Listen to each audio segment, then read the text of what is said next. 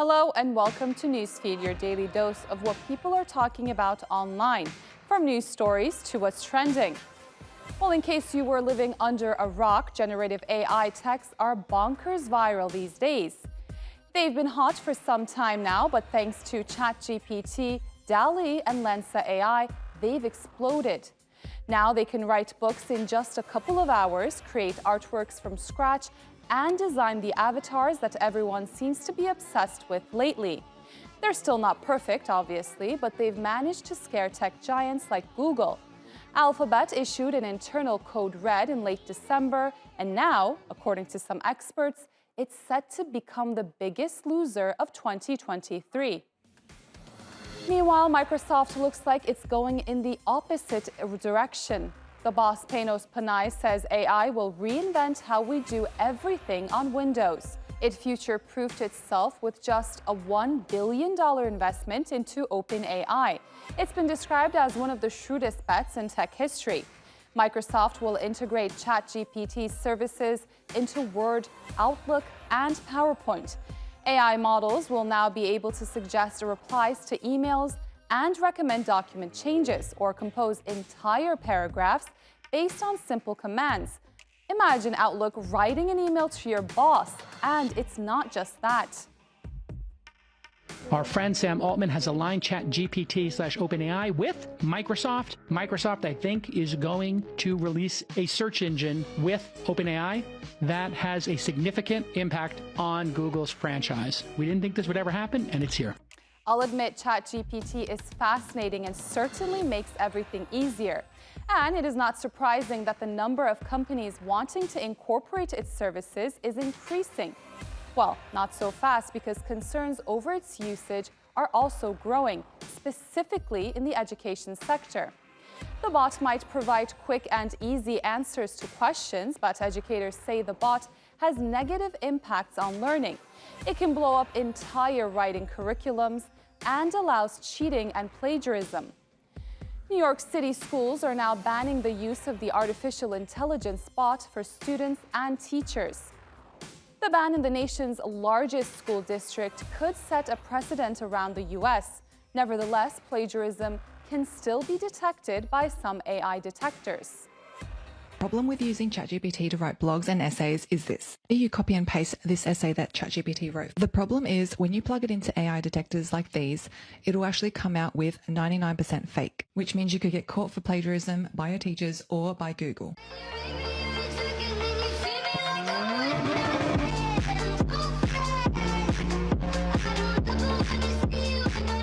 ChatGPT is amazing, but there could be one small problem. AI detectors. GPT wrote up this 3-paragraph synopsis of the Monroe Doctrine, and according to multiple sources, it's plagiarism-free. But when you put it into this tool called GPT-2, it says that there is a 99.98% chance that AI was used to generate this text. Luckily, we'll probably all be graduated before our teachers even learn what ChatGPT is, and then learn how to use AI detectors to detect what was generated, so we're probably fine. But it's not foolproof, unfortunately. After prompting unrest in academia, the tech has also raised questions about ethics surrounding its use in healthcare. For example, what happens when AI provides psychological support to humans? Well, an online mental health company, Coco, wanted to test that and ran an experiment using ChatGPT. Under human supervision, the bot provided support to about 4,000 people. So, how did it go? Response times took less than a minute, and messages composed by AI were rated significantly higher than those written by humans alone, and yet they pulled it from the platform pretty quickly. Why? Because users were initially unaware that the responses were developed by a machine, but once they found out, it failed. The co-founder of Coco, Rob Morris, says no matter how sophisticated the tech is, a response generated in seconds feels cheap.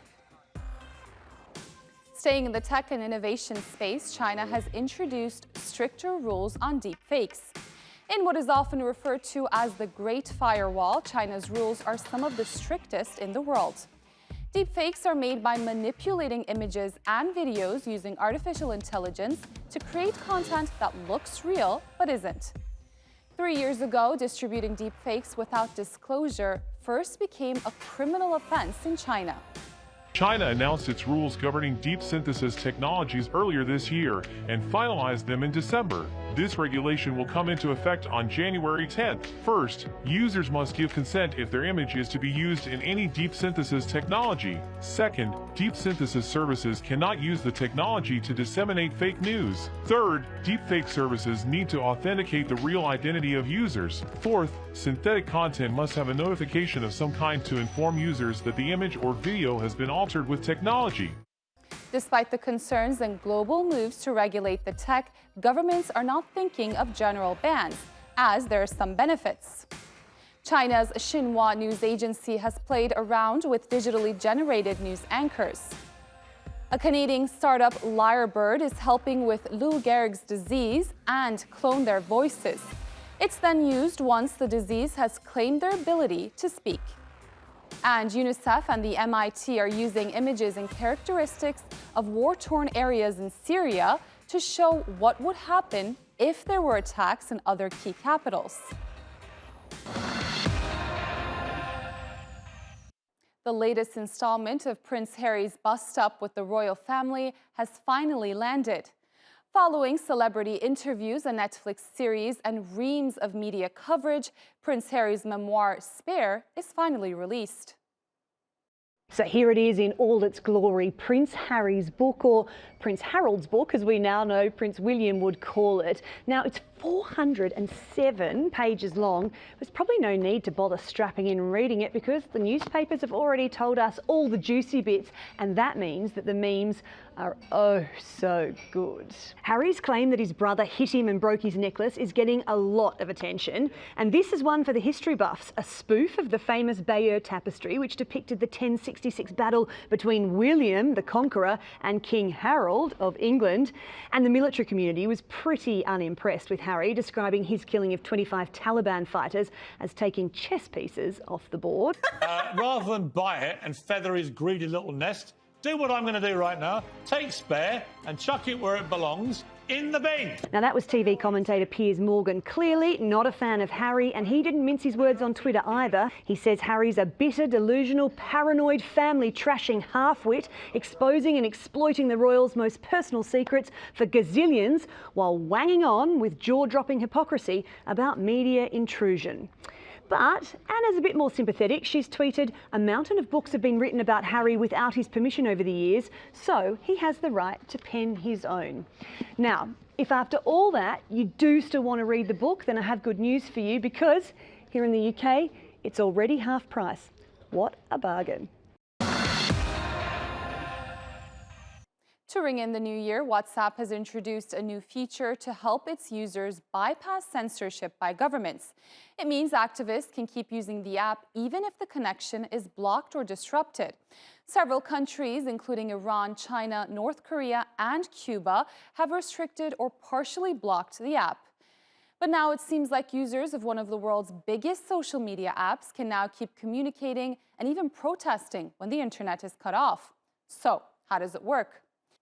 To connect to a WhatsApp proxy, people need to have the proxy's details. These can usually be found when proxies are running by searching social media.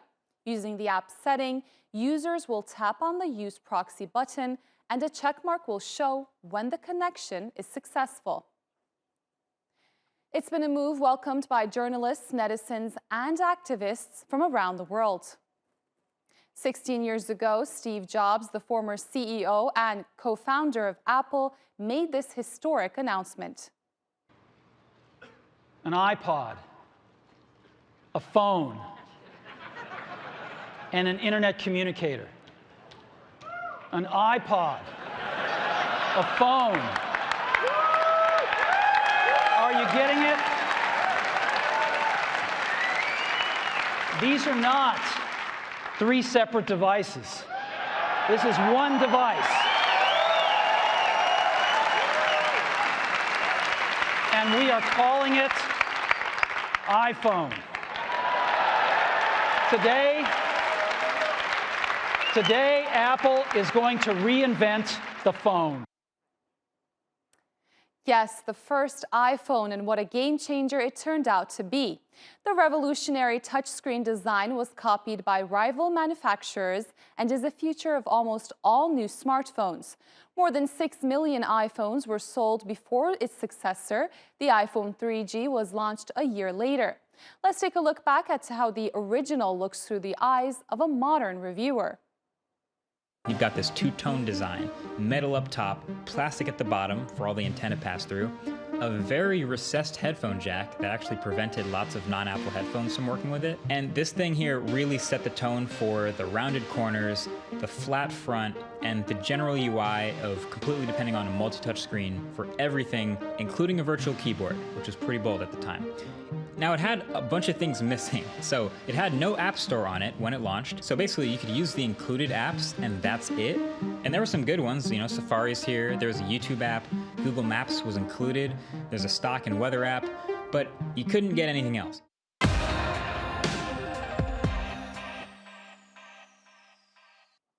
All right, on to what's trending. The UK's latest attempt to join the space race crashed and burned on Monday. Spectators gathered in Cornwall to watch the historic space mission dubbed Start Me Up in honor of the Rolling Stones song.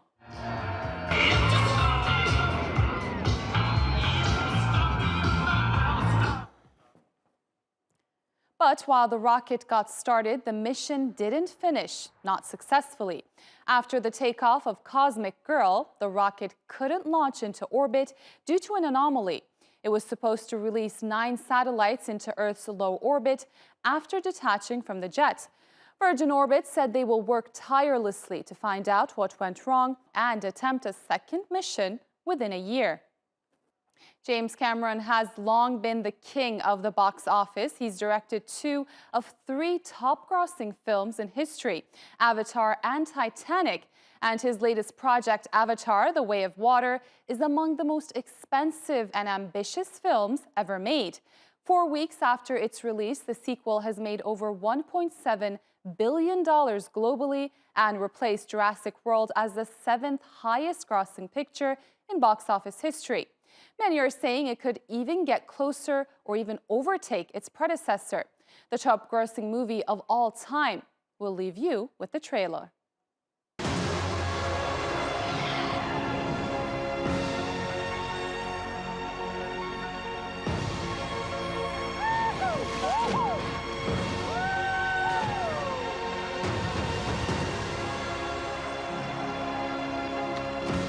We cannot let you bring your war here.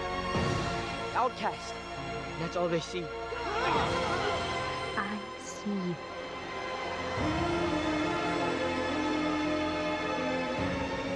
The way of water connects all things. Before your birth and after your death. This is our home! I need you with me. And I need you to be strong.